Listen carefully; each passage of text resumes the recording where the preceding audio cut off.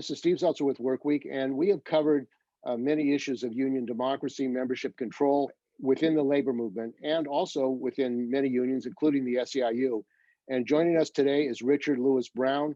He is the president-elect of SEIU1000, which represents state workers, 96,000 state workers, is one of the largest unions in the state. And he's been recently elected as president and been fighting for democracy in the union and for membership control. So welcome to Workweek, Richard. Thank you for having me. Thank you so much. So Richard, first of all, why don't we talk about how you got involved in the state, your experiences as a state employee, and why you decided to get involved politically in the union. Well, thank you.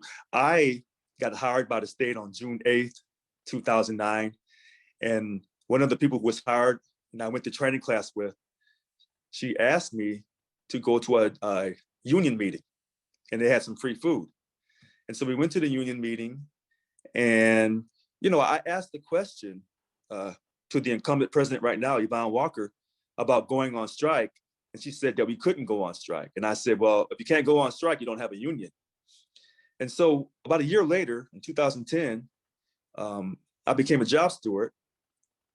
My friend Carmen Ledesma asked me to go with her to Oakland over the weekend. And for 2 days, we could get job steward training. And so we got 25 signatures from people in our workplace, and we became job stewards over the weekend. And it was really fun. And then we kind of learned on the go, on job training. And then when I moved back to Sacramento with a promotion, it was in 2012 that Governor Jerry Brown wanted to take 1 day of pay from us for a whole year, the 2012 PLP. But we were under signed contract. And that's when I became really outspoken. Because I said, if you have a signed contract, why would you give up your money? It makes no common sense. And the funny thing about this is a Democrat, Jerry Brown, saying give up 1 day's pay. We had just gone through 3 days for Schwarzenegger. And the current contract we were under, 2010 to 2013, we had given 1 day's pay for a whole year, the 2010 PLP, to Jerry Brown. And so I became really outspoken, and I ran in the first election in 2015, and then I ran again in 2018.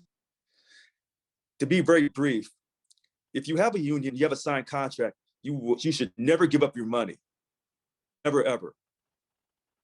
But politics is the reason why we give up our money. Because when a Democrat is in office, we give up our money. But if it was a Republican in office, we wouldn't give up our money to a Republican. And so Schwarzenegger took 3 days from us. And so I have to remind people, when I was running in this election, our 2013 to 2016 contract, it protected us from furloughs and PLPs. Why isn't that language in every contract? Politics. And so people have had enough. And this is why I'm here. This is why I got elected. People know I'm transparent and that I'm serious and sincere, and that they know they can trust me, because currently the leadership of Yvonne Walker over the years, people have not trusted her, and they question her credibility and her sincerity to protect us. Well, why don't we talk about some of the issues you found about democracy in the union on the issue of shop stewards. How do you see changing the union structure so that members have more control of the union? So one big issue is job stewards. So the new VP Organizing and Representation, Annika Was, I'll be working closely with her. They implemented this LAPS program back in 2016 or the end of 2015. And that's a big issue, because what it did was, instead of becoming a job steward over the weekend, 2 days, and just getting signatures in your workplace, that LAPS program is a lengthy program. They only allow certain people to become job stewards. And so that way they were silencing people's voices. So if you had a dissenting voice, they wouldn't let you become a job steward. And by not letting you become a job steward, now you can't run for office. And that's a really, interesting way of doing things. Because, in the union, you want everybody to have a voice. And so that's a hot button issue. And so my 10-point platform was, We need to make everybody a job steward. Everyone that's represented by Local 1000 should be job stewards, because our contract covers everyone, not just paying members. But right now, to be a dues paying member, you pay money in order to be eligible to become a job steward through the LAPS program. And that's wrong. That's a hot button issue. And a lot of people don't like when I say this to them.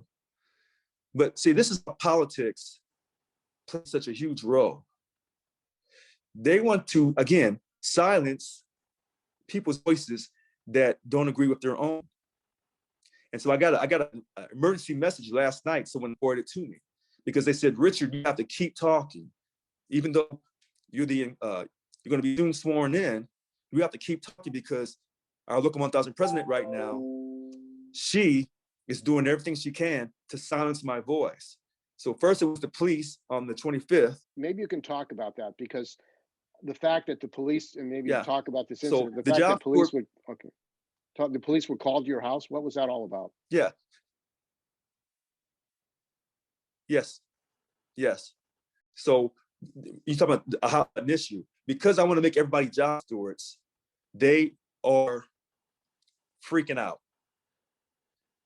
along with a whole lot of other issues.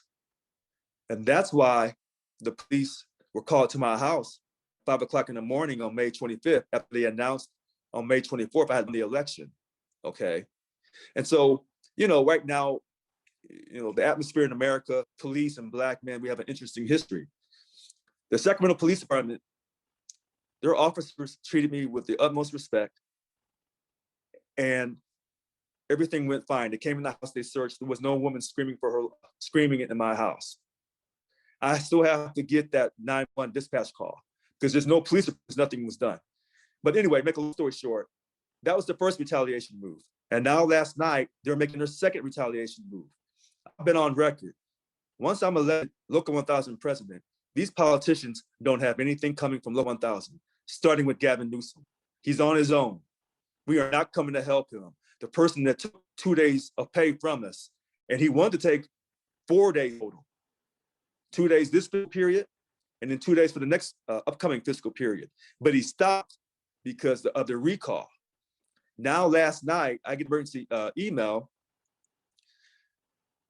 My union wants to give this man, Gavin Newsom, $1 million to help him fight his recall.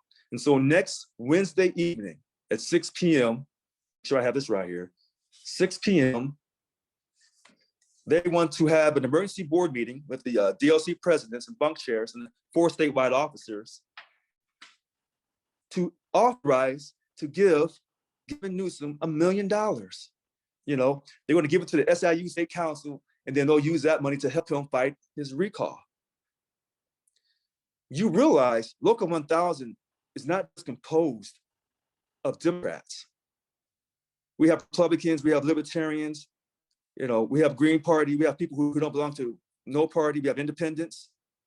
And not all the Democrats love Gavin Newsom, because I don't. So this is a hot button issue. So they attacked me with the police, which could have resulted in me losing my life. But all praise to God, everything went fine. And then now they're trying to give $1 million to Gavin Newsom so that before I take office, they would have already tried to help him as much as possible. This is wrong. This is clearly wrong. And I'm gonna do videos today on Facebook to discuss this issue. And I'm grateful that you're allowing me to talk with you today about this. And the issue of political donations, you feel that the union basically has become a slush fund, for the Democrats, giving money to Democrats. And then these Democrats, Brown and Gavin Newsom, are attacking the unions. They've attacked pension benefits of union members. Do you think that the members should have a say on money being used for politics? It seems $1 million a lot of money to give to Gavin Newsom, or any politician for that matter. Why wouldn't there be a debate and discussion in the membership, a rank and file debate and discussion, and a vote of the members of where to give money? You're absolutely right. But I'll take it a step further. Our union should not be involved in politics at all, because if you take it to the dues paying members and you allow everyone to vote, you're going to have dissension. because politics is a very religious and personal issue with people. And this is why I keep telling people, our union, Local 1000, should only be involved in contract negotiations and contract ratifications. That's it. I mean, our country is divided over politics, and yet our union is spending all this money with politics because they're carrying out the agenda of SEIU International in Washington, D.C. We shouldn't be giving this money to none of these politicians at all. And it's going to stop when I'm elected, when I'm elected, but when I'm sworn in, it's going to stop. And it's going to stop. In order to unify. Oh, the SEIU International, Mary Kay Henry has, in the last election cycle, I think, yeah, Mary Kay Henry has given a large amount of money to the Biden administration. You're saying that the union shouldn't be involved in politics. Aren't politics part of what is going on in this country? I mean, in other words, if workers have their unions and their unions are under attack, shouldn't the unions be able to have political representation, a labor party to represent workers? You know, that's a great question. Should they? Because, excuse me, if you have a union and you have different people of different political parties in that union, and the union is giving money to a certain party and never to the other party, you'll never have a union. You'll never have total unity in that union. See, people think that the politicians and the unions go together. That's a fallacy. A union's power comes from its strike fund. So in other words, as long as you have your money and you're able to go on strike, you could care less who's in office. Because if you allow politicians to control you, then they'll take money from you while under a signed contract. You must develop your strike fund. That is the power of a union. The politicians, and I'll make this brief. Newsom threatened us to put us on furlough. Okay, all those state legislators over there at the state capitol, Democrat and Republican, never lost a dime while we gave up 2 days of pay for a fiscal year. I rest my case. And in the midst of this pandemic, the worst in 100 years, I know that state workers have been under tremendous stress, dealing with getting their job done. The crisis in the EDD with checks being missing. It was happening under Brown. It's happening under Gavin Newsom. The Department of Motor Vehicles, the backup, not having enough staffing, and also OSHA, Cal OSHA. The inspectors, there are less inspectors today at Cal OSHA than there were before the pandemic, yet workers are dying on the front lines. Black, Latino workers, factories, Tesla, Foster Farms. There's not protection for workers. You would think that the state of California and Gavin Newsom would make that a priority to make sure that state workers, OSHA investigators and workers who serve the public are being protected, first of all, and also they're expanded so workers are getting their services. What is going on in the state of California at this point? Politics. You know, the rich people stay rich and the poor people stay poor. I know about the OSHA, but from ED and from DMV, those state employees, and a lot of them represented by Local 1000, they got an uphill battle. And the state of California has never given enough resources for them to do their job. And the same thing for those in CDCR, the battle they go through on a daily basis. See, the state of California doesn't really care about the unions. The unions are there just for them to provide money to politicians. So, you know, he told us we were 54 billion in the deficit last year. Now we're 76 billion over the top. Who's going to get all that money? Not the unions. I can guarantee you that. We won't see any of that money. You know, the state agencies that need that money to run more efficiently, they're not going to see that money either. Just watch what I say. Just watch what I say. The lobbyists will get hold of those billions of dollars. Lobbyists, private companies, corporations, they'll get that money, but not state agencies. And this is the fourth largest economy in the world. But yet you take and you take and you take from the working man and the working woman. And to be part of the union, that won't protect its people, I will not do that. I will not do that. I will not lead like that. And the issue of outsourcing and privatization, as we know in California, Gavin Newsom was meeting with lobbyists at the French Laundry.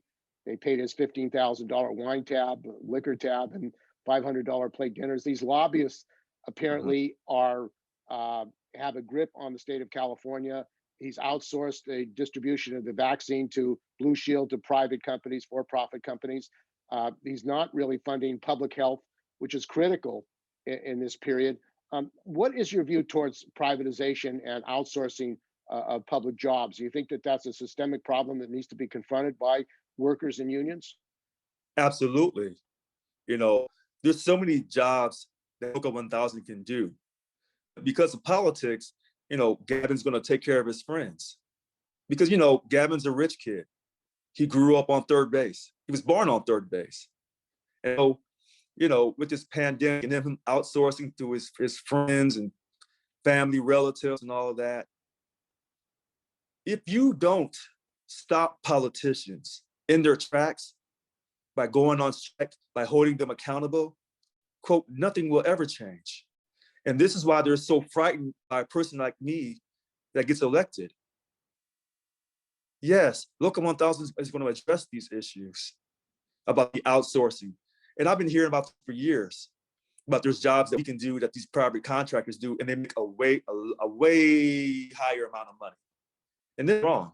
And they tell you to be pacified because you're going to get a pension. But yet they've attacked the pension. They've reduced the pension benefit factor over the years. In 2013, the pension reform. So it's attack on the unions. And then the unions respond by saying, well, we need to get more involved in politics. Wrong answer. That's the wrong answer. You need to develop your strike fund, okay? Bargain in good faith, legal impasse, and then go on strike. And one of the issues is the SEIU nationally. There are concerns that you're going to support your local, your statewide local from pulling out of the SEIU. The statewide council of the SEIU leadership is concerned about that. What do you see as the relationship of your local with SEIU nationally and statewide? Well, everyone has seen my videos on Facebook or on YouTube or on my Create Excellence 7437 website. I don't believe that we should be part of international. And, you know, I'm still waiting for the call from Mary Kay Henry, because I've done the bills and I've said, what have we gotten for all the money we paid international? Did international come down and save us from the furloughs? Did they save us 2010, 2012 POP? Did they come down and protect us from this POP right now? What has international done for us? They haven't done anything for us, but yet we've carried out their political ideology, their political programs. We've done all of this for international, but what have they done for us? You know, other than give us their colors of purple and gold and tell us we're stronger together. We're not stronger together with them. That's a fallacy. That's a lie. That's not the truth. So I want you to hold me to this. That affiliation agreement with international, I've looked for that agreement for so long. Can't find it. There's transparency there. When I become the president, I will have the affiliation agreement and it will be posted. And you're going to see, it's almost like they're this crown that's over you and you can't breathe. You can't do anything because they can really control what you do with so much of your money. And it always comes down to money in this country. It's always about the money. Find out how much you're paying somebody and you'll find out, you know, how you can fulfill your destiny. And LTHW1000 cannot fulfill its destiny by paying out so much of its money to international. It just can't do it like that. And the SEIU has over 750,000 members in California. It's the largest union in California. It's a very powerful union nationally. How is that expressed? I mean, you say that you've been in fights to protect your wages, your conditions. Were these 750,000 members brought together, educated about privatization, outsourced, and brought together as a fighting force for the members? You know, I'm not sure. I haven't heard anything. You know, when you try to get a message, you don't let certain people talk. So I haven't heard anyone talk like in the state of California regarding SEIU International in DC. And if they're out there, I wish they'd get a hold of me, because I haven't heard them talk like this. And, you know, some people want to remain anonymous when I talk to them, and I respect that. So I'll never, you know, say their names, but I'm speaking the truth. And as the days go along, people are going to see that all this money we're paying SEIU and DC is highway robbery. It's just ridiculous. You know, it's like having insurance. Then when you have a car accident, where's the insurance? They don't show up. Those furloughs, fees, where was our insurance at? Did they come sure about that money? All the money you've sent years, we're going to send it back to you. That didn't happen. That did not happen. This is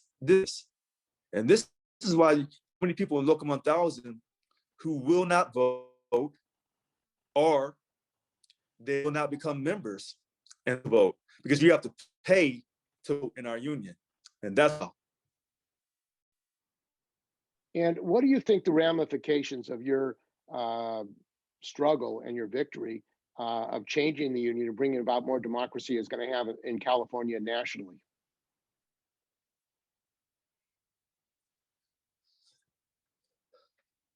There's going to be big ramifications.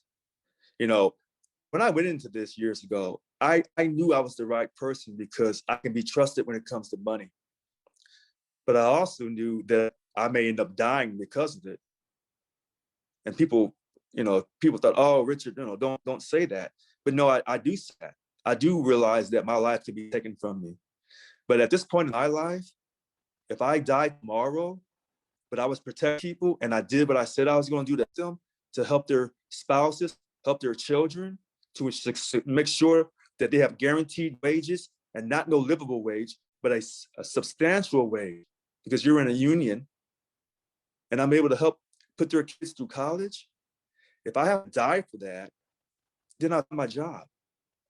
And my influence to make sure that I clear up all this negativity and unify Local 1000, that's going to affect other unions. And you're going to have the union presidents call me and say, finally, I feel secure enough to speak my mind and do some real, quote, change, because I can work with you, Richard. That's what the ramifications are going to be. And I'm going to create the #1 union in the world. And we're not going to have fraud and corruption. And we're going to have a clean voting process for leadership and contract ratifications. It's going to be transparent. There's not going to be any doubt about who won, who lost, and who had, you know, advantages over someone else. All of that's going to end with me. I can guarantee you that. So the ramification of me being elected is historical. I'm telling you, it's historical. And we're speaking with Richard Lewis Brown. He is president-elect of SEIU1000. And Richard, one of the issues, not just in the South, but in the country, in California, is the issue of systemic racism, discrimination against workers, including workers in San Francisco at SEIU have been discriminated against Black workers, in which hundreds of workers have testified that there's been racial discrimination, harassment, bullying, violence against them. And yet the city has not held those managers accountable for racist acts and systemic racism.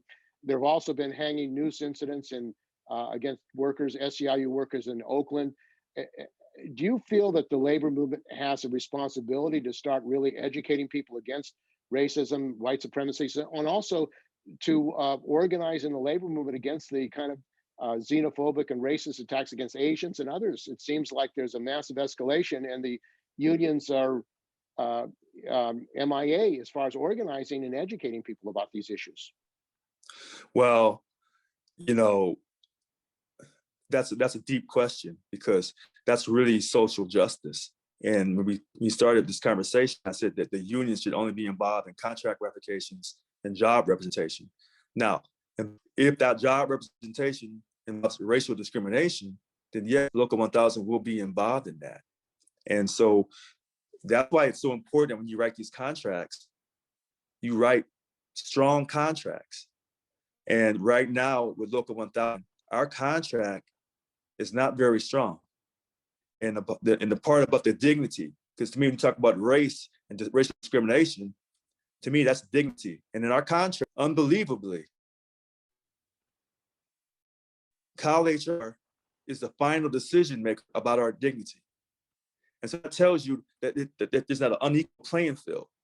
And so if people are having problems, the racial discrimination in our union, and our contract is this week, because it allows Cal HR to be the final decision maker, the deeper question is, minorities who are going through racial discrimination, represented by our union, and where our contract is this week, but yet our union was being led by a Black woman.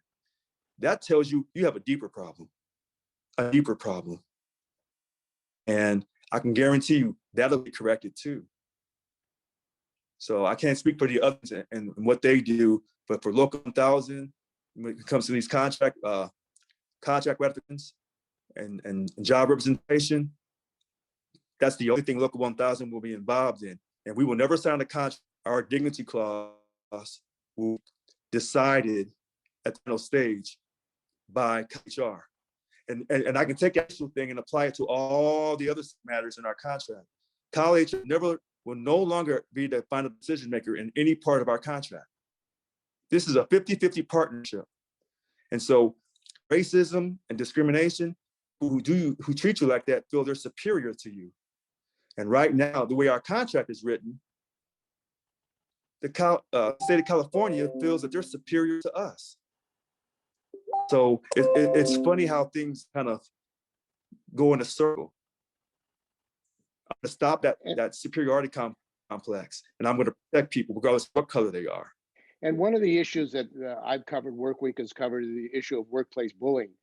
And I know there's been workplace bullying against whistleblowers at different agencies. You know, the many agencies, workers have blown the whistle on corruption, Commission on Teacher Credentials, on even the CalSTRS. Workers have blown the whistle on corruption at these agencies who are SEIU members, and they haven't really been protected by the union. What do you think? You think there is a problem with workplace bullying, and how does this affect the situation of the state employees? Boy, there's a big problem with workplace bullying, a big problem. I hear a lot of times from those in CDCR. Again, this goes back to our contract. When you don't have a strong contract, then management feels like they can just walk over you anytime they want. And management, for a lot of years, know that our union won't protect its people. And they look at the president of the union and they know that she's not going to do anything other than, you know, support politicians. See, all of this in a big circle, and it just goes around and round and round.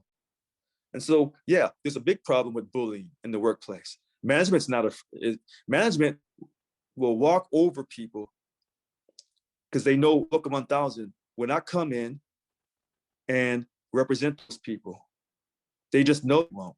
And they'll take their chance, you know, if it even goes to arbitration in a lot of those issues. So management has no fear of union.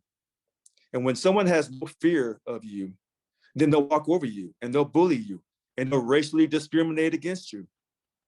But yet you're so involved in social justice issues instead of creating your own strike fund and showing your power and getting a great contract.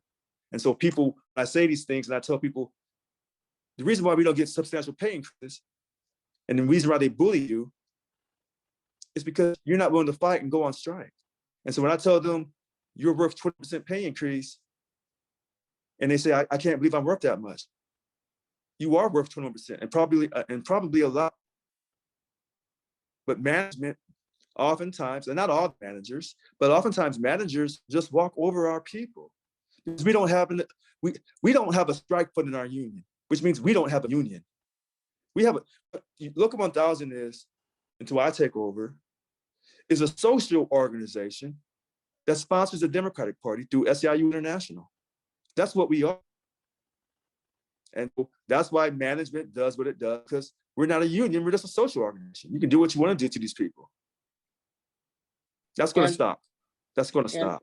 And when you take office, how are you going to implement this program? Because you are talking about a strike fund, getting ready for a strike to get these increases. How are you going to restructure the unions to educate the membership, prepare the membership, and reorganize so that you are a fighting union that protect your members on the job? Well, I can't reveal my whole strategy right now, but it's coming. I have a 100-day plan, and I'm going to be working with the new VPs, Annika Walls, the VP Organizing Representation. I'm going to be working closely with David Jimenez, the new VP of Secretary Treasurer, and along with Irene Green, the VP of Bargaining. We're going to take a strong look at the financial statements. And then we're going to figure out how to create a massive strike fund before this next contract ends on June 30th, 2023. So we start now. We start working on the contract right now. And we're going to restructure the organization, because there's been mismanagement of money, and the money hasn't been spent efficiently and effectively. And then, of course, now that I will be president, all this stuff I've been saying about spending too much money in politics, now we're going to take a good look at all these positions in the union, in my union, that were political positions. Well, will they stay? You know, I'll work with the VPs, I'll work with my transition team, and we're going to take a good, thorough look.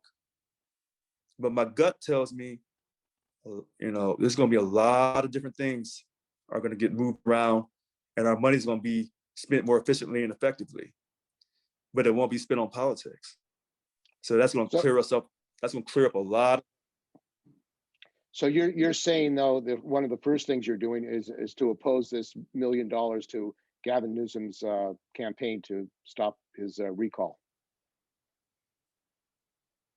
Well, that $1 million, when they take that vote, most likely next Wednesday night at 6 p.m. And if I can, if you contact me, I'll try to get you the link. I don't know, you may have that link, on a private link where only the board can attend that, because they may consider that internal business. That money may be sent to him before I'm sworn in, and most likely, you know, those the money before I get in. And so when people say, "Oh, Richard's just talking," he's not sincere. When I tell you they're going to give $1 million, and they know the new president's coming in, and they're not even waiting for me to get in to agree to this, because they know that I don't agree with this, that tells you that I'm sincere and I'm serious. So, you know, and I'll give you a tidbit. On my very first day, there's going to be some surprises. I'll leave it at that. There's going to be some surprises. Okay, well, I want to thank you very much for joining us on Work Week. We've been talking with Richard Lewis Brown. He's the president-elect of SEIU1000, which represents 96,000 state workers in California. So thanks for joining us on Work Week. Thank you so much. Call me back.